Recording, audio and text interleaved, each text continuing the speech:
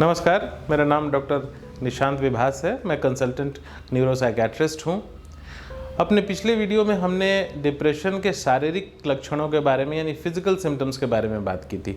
आज हम बात करते हैं कि क्या डिप्रेशन से शारीरिक बीमारियां भी जुड़ी हुई होती हैं, क्या डिप्रेशन से शारीरिक बीमारियां हो सकती हैं या क्या शारीरिक बीमारियों से डिप्रेशन हो सकता है। तो इसका जवाब है हाँ।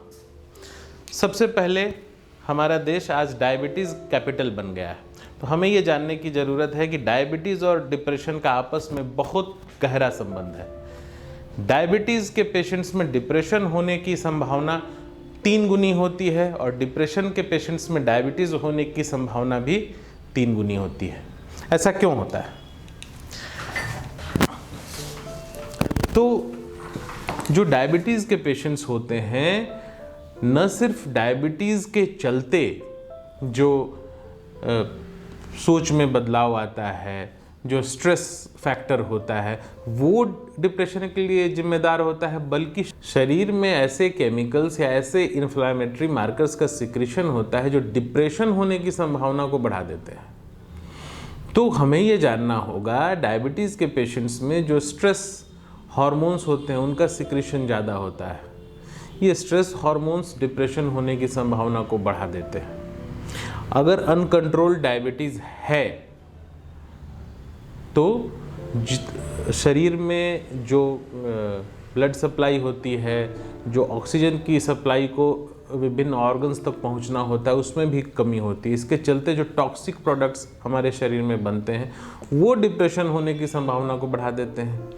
फिर इसके उल्टा अगर किसी को डिप्रेशन है तो उसकी एक्टिविटी कम हो जाती है। कई बार लोगों की भूख ज़्यादा बढ़ जाती है, वो अपने डिप्रेशन के सिम्टम्स एंजाइटी को कम करने के लिए खाना अधिक शुरू कर देते हैं। ये सिम्टम्स फिर डायबिटीज़ को ला सकते हैं। ऐसे ही डिप्रेशन में जो इन्फ्लामेटरी मार्कर्स सिक्रीट होते हैं और डिप्रेशन में जो स्ट्रेस हार्मोन्स सिक्रीट होते हैं वो स्ट्रेस हार्मोन्स डायबिटीज़ होने की संभावना को बढ़ा देते हैं। तो हमें ये जानना चाहिए कि डायबिटीज़ और डिप्रेशन आपस में जुड़े हुए हैं।